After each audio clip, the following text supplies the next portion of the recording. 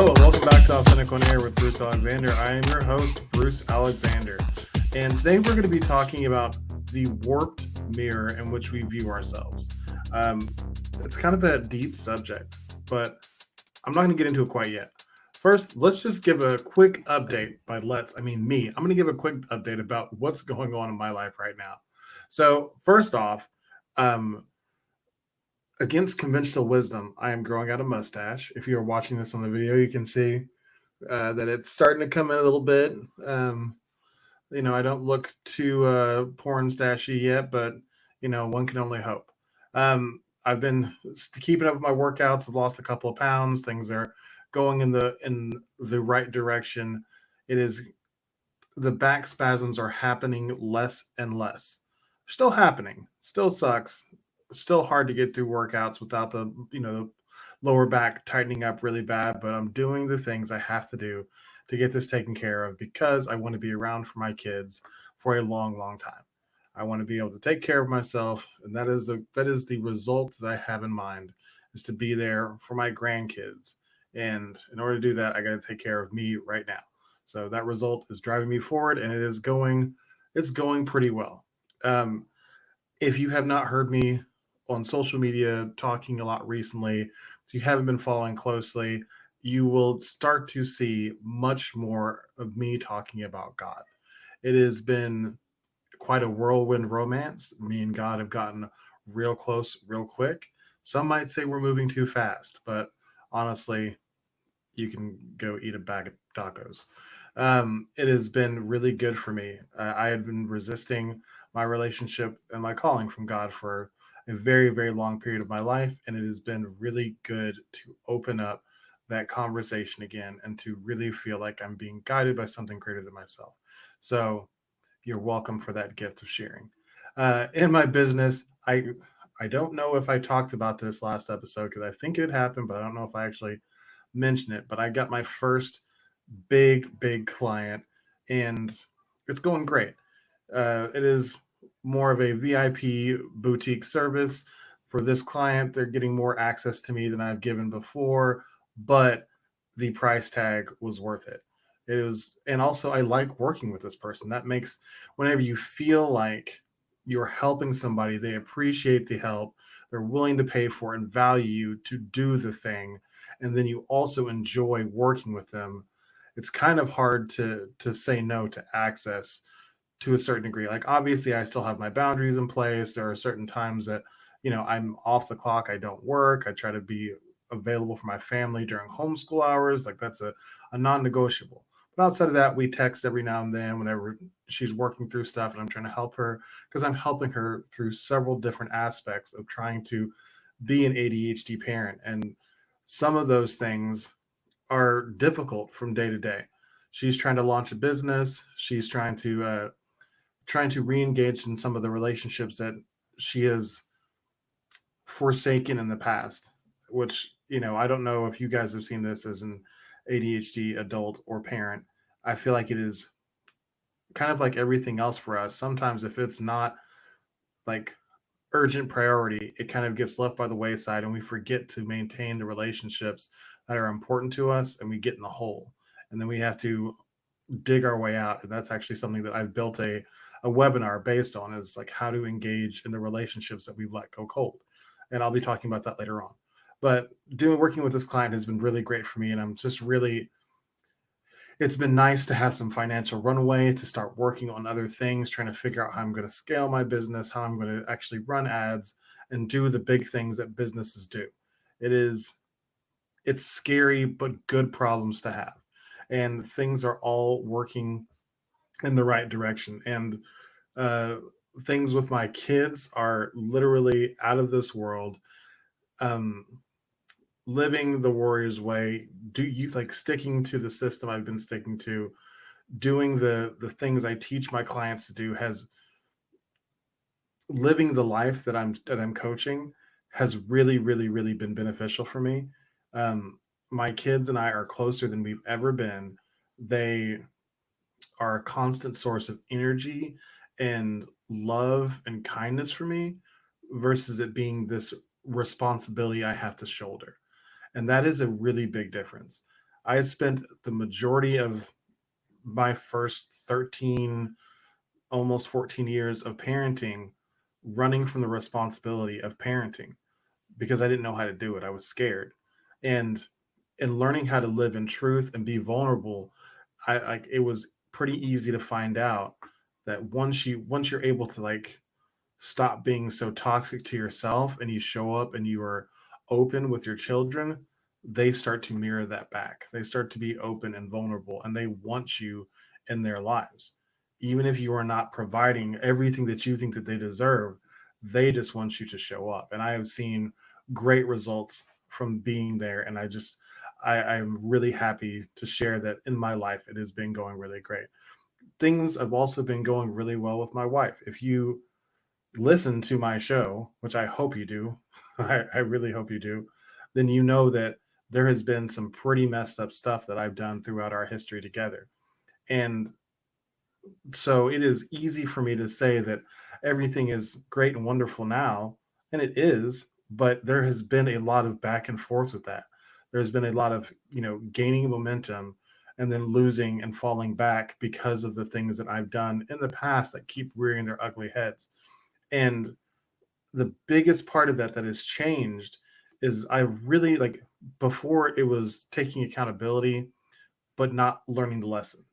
And that is what I mean by that is like I would say I'm really sorry that I cheated on you and I really don't want to ever do that again. But in that affair there was a lesson that I didn't learn. It wasn't don't cheat. Like that's obvious. There was something deeper there that I'm now learning how to like take these events that have been really painful for my wife, painful for me, like all these different things I've been through, and how to actually actively learn from them because there is a lesson in every one of these triggers that we face in our life. But most of the time we're too afraid to look too deeply at it because we get too angry or too guilty or too scared or whatever it is, and then we don't actually find the lesson that was hidden inside of that event. And that has been really really uh, essential to me growing as a man much quicker and showing up in a way that is consistently surprising my wife. She keeps waiting for the old me to show up, but the old me, he died. He died because like I had to, in order for me to be the next version of myself, I had to let go all of those stories of what I was before and had to start rewriting who I was going to be.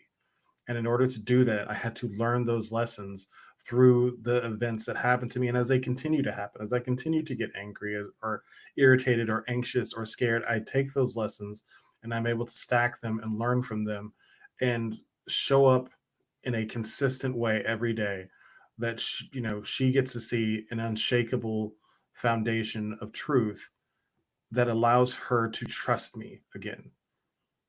And that's big. It's major. So if you have ever struggled with that trust issue of you've done something and how do you trust again, it is finding the ability to be unconditional and unshakable that is brought that trust back into our relationship because she is going to have all of the feelings and she is allowed to have those and I validate them and they are absolutely she is worthy of all of those things.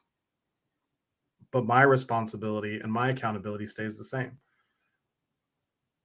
I have to live with the things I've done, apologize and own those things, and take control of that story and say, here's all the things I did wrong. But in taking all of the blame for that story, I also have the power to rewrite that story in which, in the end, I grow from it versus being stuck in that place. So that's all of that. Like things are going well. Things like across all of my core four body, being, balance, and business, things are all moving in the right direction. And I feel like as we are actually really leaving this physical state, we are also leaving this state of scarcity where I was struggling across body, being, balance, and business. Like all of these things I was wanting for so much more in all those areas. And now we are seeing that all of those things are starting to happen, like I just described. And we're also leaving this state of Oklahoma. We are putting the final pieces together to get the fuck out of here. And it has been hanging out for so long. Like, when is this going to happen? When is this going to happen? And we had been trying to find a specific place, and it just hasn't happened. And as I'm stepping into this journey of being a warrior trainer, learning how to life coach, and also help people find deeper connection in their with their inner self, there's been a lot of just step out on faith.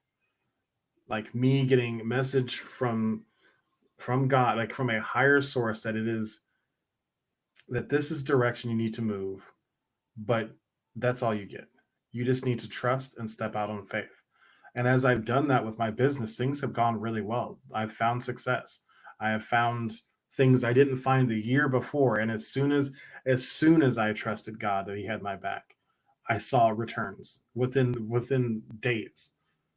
Literally doing it by myself for a year, struggling within days of trusting God, financial success. Not like I'm not done, but like in the immediate term, like room, like runway, all of these things, like objective success for the moment. And so now we're seeing that maybe that is like that's the way that it's time to face this physical journey out of Oklahoma. Is we just have to trust that God has got our back. It's time to go. We have done all that we are supposed to do here for now, at least, and it's time for us to go out of Oklahoma and find something new. And I am a little scared, but I'm mostly really excited. Like, the signs I've seen in my life, that if I trust the journey and I just take the step, that things will start to reveal themselves, has got me really excited about what this next phase looks like. So that's what all is happening there. Um, the reason why I wanted to talk about this warped mirror of self perception is because it was something that came up in one of my stacks today or yesterday. Is that there's, as an ADHD person, adult, parent, we have this person inside of us who was told that they were wrong, and that they were imperfect, and that they're not normal. They're not the way they're supposed to be. And in that moment, we were told to stop trusting who we are. We were trained to be somebody different that did not jive with who we were actually supposed to be, and a dissonance was created. There was never again going to be the same person as you felt on the inside when you looked in the mirror looking back at you. And I found through the years that that distance grew farther and farther apart as I tried to figure out what life meant. And I got told more and more that the way I was not right, that I was too loud, or I was too unfiltered, or I should have more shame, or just a lot of things that were just kind of who I was. I needed to hide and bury, not learn how to manage better, but just like change completely. And nobody tells you that you don't have to listen to those things. You just do it because that's whatever, like, a lot of people are telling you that, so you think that it's true. And as the dissonance grows and grows, like, that mirror becomes more and more warped. And so when you look at yourself, there are parts of you that are bigger than they're supposed to be. They're bigger than they actually are in real life. And there's other parts that are smaller. And that's, for me, that was both physical and metaphorical. Like, I literally could not look at myself and my body and see what was there at the moment. Like, I can look at pictures and look back and always see how I physically was at the time, and want for that constantly. Like, I'm never okay with how I am right now. I'm always looking back at the physical version of when I was. And that's really hard to have that dissonance there, a disconnect. And it also happens a lot in, delusions of grandeur, or that negative inner dialogue that I think exists in, if not all, most ADHD people, is that You were always telling yourself that you can handle this thing and that you can do it all by yourself, or you can never do this thing and you're going to fail every time. Whenever the truth is often somewhere in the middle, or you're better at the thing that you think that you're weak at and you're worse at the thing that you're strong at.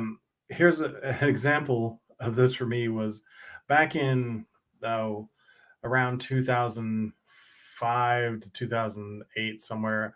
I used to work at Whole Foods. I was the I was an early morning guy. I'd either work in the meat department or the fish counter, and I would set up the case. And I thought for about 2 to 3 months, I was the bee's knees at this job, because whenever I set up the case, it was literally the best looking case in the state. Not in the state, in like in the entire region. We had been told that our case was that good looking on a day that I'd set it up. So I knew that I what I did looked amazing. And that was like a result that really mattered to me. It was like I want it to be beautiful. Well, after that 3 months, and I got my review, and I was told that like they were thinking of trading me out of the department because I was so slow. I was really shocked. I really thought that the work that I did, I was like a Picasso of setting up this case. That it was so important to have beauty in this fish that I would be getting not only a raise, but they would want me to take over the whole department. And this was like one of the most obvious situations where I had a little bit of a delusion of grandeur, because I thought that the beauty was the most important thing in setting up this case. When you look at what's important to you, try to ask yourself this question. Are the people I work with, or the people in my family, whoever is in the situation, are their priorities the same as my priorities? And whenever I asked that question, finally, I realized that their priority was speed. They wanted it set up quickly. And I always thought it's like, well, I mean, I'm set up like 15 minutes before anybody ever shows up to buy anything. So I always thought I was good. But what I see now, 10, 15 years later, is that there was other stuff that also needed to be done after open. It's like once you open, then you were supposed to do these things. And I was always 30 to 45 minutes behind all day because I set up such a beautiful case. And everybody else was on the page of speed and efficiency, and I was on the page of beauty. So as much as it was objectively beautiful, I thought that what I was doing was more important than it actually was.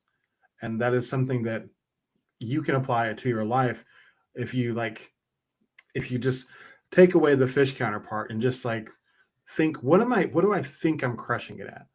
Like, what do I just think I'm just nailing? And then ask, is what is a priority to me, a priority to everybody else in this situation? And then once you've asked yourself, if you are working in a co-working type situation, if you are not an entrepreneur, then you need to actually ask this question of your boss, your manager, your coworkers. Say, hey, this is what I find to be really important in this thing that we're doing. Is this something that you prioritize as well? And you will be surprised at how often the answer is no. Like you think me working in the fire department in the like pub ed office, I thought getting new presentations done, finished, quality built up, getting better at these, gaining new skills, that was what I need to be focused on. But being part of the team was what everybody else prioritized. So I was constantly on the outs, and I couldn't understand why, because they were busy building relationships and I was busy building presentations. So that is a lesson that I promise you can apply, and you will see instant results in your business. I've used it, like I've talked to a client about this, and I was just like, I just want you to have this conversation with a couple of your coworkers and then reframe your mentality. And within 30 days, he had gotten a raise and had started to see them talking to him about becoming part of leadership. Because generally, as ADHD people, if we are in the workplace and we have not gotten fired, we're pretty damn good at whatever it is we're doing. We just need to be redirected a little bit to be on the same page as everybody else. And if you can take the time to ask those questions, you will see a massive amount of growth. because you are good at what you do. You understand it better than other people. You can adapt and grow when other people get stuck, but you have to care and you have to ask the question. So another place where like this warped mirror affected me was actually for this podcast, not this specific episode, but when I was recording for season 1 of this podcast, I had a friend on who, her name is Larissa. It's episode, I don't know, somewhere like episode 12 or so, Larissa Port, and she is an amazing friend of mine, really really beautiful soul. But I was terrified of this woman for like the first, I don't know, 5 6 times we met, and even as we became friends, I often still think that she doesn't like me. Like, she's got a very, just a quiet face, beautiful smile, but she just doesn't talk that much. So I often would think I'm doing something wrong. Like, just in the silence of her face, I would just assume that for some reason she hated me. And in doing this interview, she told me something that really shocked me because I had considered myself kind of the I don't know, the annoying friend of our friend group. Like, I'm the one who was like, "Hey, you guys want to do anything? You guys want to hang out?" Like, I was the, like, I don't know, the just the annoying kid, like the booger eating kid in the back of the class who everybody's just like, "Oh, him again." That's how I felt. And in that episode, she told me that I was the glue to our friend group because we were talking about moving, and she gave me the gift of knowing that when we left, that things would never be the same because it was me who brought us all together. That is never how I considered myself. I still struggle with it to this day. Is like, what? Me? Because I always thought that me trying to bring everybody together was annoying. Like, it was a selfish thing. It's like, I want to see my people. So come to me, people. Come to my house. I'll make you food. But come to me. And it was a yeah, it was a shock to the system to realize that my reaching out to them meant something to them. They wanted to be part of what I was offering, that community that I was trying to build for me. It was a selfish motivation for me and my family. It's not totally selfish. Like, I want my kids to see their friends. I want my wife to have, somebody to talk to besides me all the time because I get to be a lot. But in her saying that, I had to pause, and I had, like, the lesson I learned from that was like, you are something important to somebody that you don't see. Like, that blew my mind. And when we had our initial going away party, like 4 months ago, which we still haven't left, and you can, put that in your pipe and smoke it because we're going soon. But we had our going away party, and she gave me a bottle of glue and, told me thank you for being the glue in front of everybody, and I cried like a little baby, because it really meant so much to me to not only hear her say it out loud, but to have our other friends confirm that's it, that's true. Like, because this is something I didn't consider of myself. So once again, this is just another version of that mirror in which you perceive yourself being warped. Like, you can't really trust it. You have to, like, do objective analysis before you can trust what you see in the mirror. You can't just trust the vision on its own. You need more.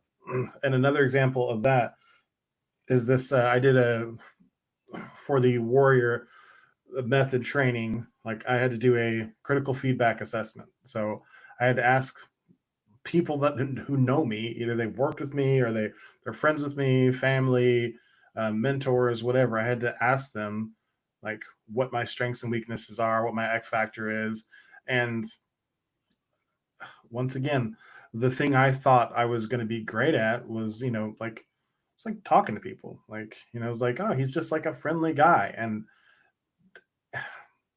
I'm not going to say that was completely wrong, but it was actually, like, pretty overwhelming that the answer I got is, what am I strong at, is having hard conversations. Is that I'm the person who is going to talk about the thing that is hard for other people to talk about. And it's not that I didn't think that that's an important thing or a good thing. It's just not something I'd ever considered as being a strength of mine, because it's just natural for me to talk about hard shit. I just come in and I just start, I come in hot, and that's something that is natural to me. And as you start to do the work on yourself and you start to like actually pull away the layers of what is natural to you versus what is a strength, if you look at it, you think that the things that come naturally to you are probably actually your strengths, because you do it so often and they're so commonplace to you that you do it well without thinking about it. And that is me in hard conversations. And that comes largely from the fact that I fucked up all the time and I was constantly having hard conversations in order to try to put back together the mess that I made. And I, like I said, I built a webinar off of it. That is the Connect method, is me trying to teach people how to have the hard conversations to re-engage with the relationships that they've let gone cold. Like, pretty simple. And the lesson I want you to take from that is your biggest strengths and your biggest weaknesses often feel commonplace. So the things that you are actually weak at as well often feel commonplace to you. Because one, for me, once again, the commonplace weakness was, um, I come in a little not unfiltered, a little brash. Like, it can be like I have the hard conversations, which is fed by that brashness, but I also don't back off super easy because I'm brash. And that is feedback I got from multiple people. So I have to like take this gift and I have to mold it to where I'm able to use it appropriately, because like hearing that from my friends is like, oh man, that sucks to hear that I'm kind of an overwhelming person. Like, not overwhelming. I'm coming on strong whenever it comes to things that, could use a little more nuance or tact. So I thought I was fairly nuanced, but apparently I'm not. Um, Brief peek in from my wife. I don't know what she wanted, but hopefully it's for tacos because I'm starving. Um, so yeah, that is another really interesting thing about the warped mirror that we perceive ourselves through. And the reason why I'm telling these stories is because I want you to look at yourself in a way that says, like, what stories am I telling myself that are not substantiated by facts? Because when you start living the warrior's way, when you start living in truth, you stop caring about like how you feel about everything, and you start to look at what is actually true. What can I prove? What can I prove about this thing? And then how do I feel about that? You still need to feel things. You still need to have emotions, but you don't just, like, for example, there are a lot of times whenever you perceive that somebody feels a certain way about you or about something you've done, but you've done nothing to actually substantiate that fact. Like, sometimes, me thinking my wife is mad at me, I'm like, why is she looking at me like that? Fuck, what have I done? Like, oh, something that there's this whole spin out that happens. And like, now I don't, like, I just stop that and I just say, okay, either I need to let that go because there's nothing proving that she's mad at me, or I need to go ask the question and just have the conversation. Hey, babe, is there anything going on? Like, are we good? Do we need to talk about anything? And more often than not, it's like, oh no, I'm just working and my head hurts. Like, oh, those faces are not for me. Because those of you who have not done your research yet, it is often difficult for us neurodivergent folk to read social cues properly. And then if you're married to a neurodivergent folk, it is often, she's giving, like, not incorrect or improper, like different signals than you are expecting. Like, they don't always mean what they should mean. So it's easier just to have the conversation and find out the truth and then work from the facts. And then also deal with the facts. If it does turn out you did something fucked up, like, deal with it and just, handle that shit right there. So the last story I want to tell is my my neighbor has been a really, been a great friend while I've been here, and has had me over several times. We've drank lots of nice whiskey, and he's taught me a lot about uh, the different kinds of whiskey and bourbon. And I probably won't remember it whenever I move, and that's sad because I feel kind of um, foncé whenever I'm drinking whiskey with him on the porch and, you know, using the fancy glasses. And not just getting hammered, but actually learning about the complexities of this alcohol. But uh, hold on a second. So learning about those complexities, and as I'm sitting with him and we're starting to, do as I do and have the hard conversations and talk about the deep stuff, he talks about how he wishes he could get big like me. Like right now, like this was not that this is like a month or two ago. Like I am objectively obese. Like this is not like me feeling bad about myself. It's like I am 347 pounds and I'm 5'11". Like objectively on the scale, I am obese in every chart that you look at. I feel obese. I feel very uncomfortable. It's hard for me to feel like I can sit up. And this guy to me looks like a beach volleyball player. I'm like, what in the fuck are you talking about? And his story for him is that he's never been able to put on muscle or weight like he wanted to. And so me looking at him and thinking, not that I wish, like I've become comfortable enough in my skin to where I just want to get this body healthy again. I don't want to look like anybody else. But I wish that I had the problem that he has of being like not being able to put the weight on. I've always had so much trouble of getting it off.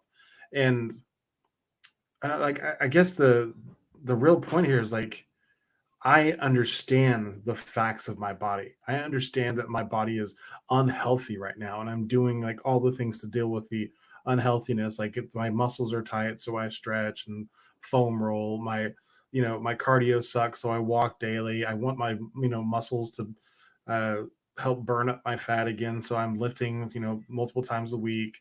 For him, he just wants to get bigger and he's not actually looking at the facts of what does that function actually mean for him.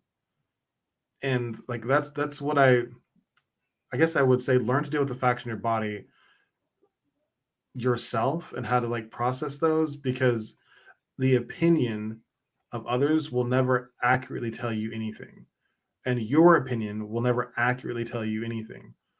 However, your function can accurately tell you something. Your actual health readings can tell you something, and what you actually want for your body to do. It's like I want to be able to play with my kids. I cannot do that for a sustained period of time. So that is, my body is not fit to do what I want it to do. I don't know what it is that he wants his body to do that it can't do. And that is going to, like, for me, that is a dangerous game to play, because how do you find confidence in yourself in that place? So, anyways, the point of this episode is this: like, don't make decisions based on how you feel after looking in that warped mirror. Like, do the work, figure out the facts first, then decide how you feel about those facts, then define a result that matters to you, and use those feelings to drive you to that result.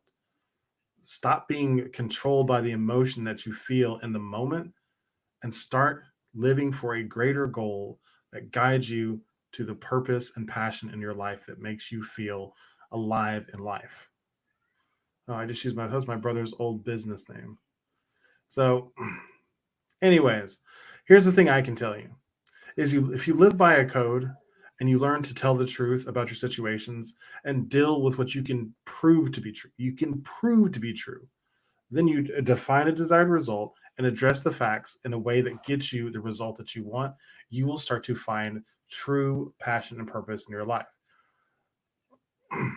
And if you're wanting to stop letting life happen to you and you want to start making those decisions on your own, we should have a conversation. At Impulsive, we stop the guilt, fear, and shame that is conditioned into us by all of society, and we learn to do kind of how I just described before: live by a code and deal in the currency of truth and in the facts. And from there, we teach you how to trust your impulses, to use them to guide you to a future full of passion and purpose that is only for you. Nobody else can get it. You're special. You are not broken. You do not need to be fixed. the impulsive you needs to be uncovered. And in that, there is a lot of power. So if you're interested in having a conversation, go to www.impulsive.life/consult. And if you like my content and you like the way I teach, then you will love my webinar. It is on the Connect method, which I talked about some earlier. If you're an ADHD parent, I can almost guarantee you there is at least one relationship that you have left or let get cold, because it is in our nature to get overwhelmed and to check out of something. Hopefully, it is not your kids or your spouse, but if it is, it's okay.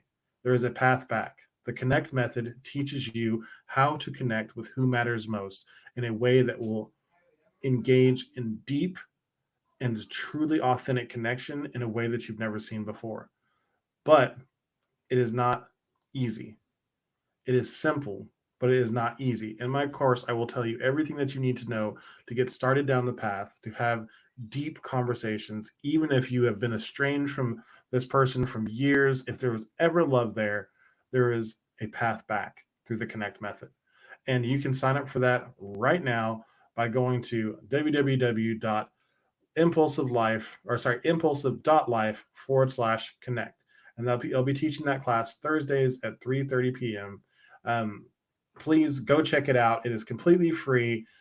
I promise you, if you are struggling to connect with anybody that you love, any important relationship in your life, if you are struggling to connect at a level that is deep enough or struggling to connect at all, this method will help you get back on track and get deeper results than you've ever had before. That is it for today. I thank you so much for joining me on Authentic on Air. I love doing this random and crazy show, and I hope you guys will come back next week to Authentic on Air. Live.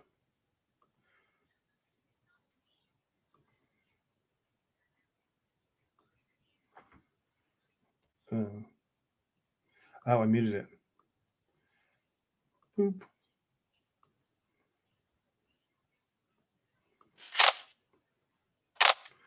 Thank you guys. That's it. Have a great night. I will see you next week.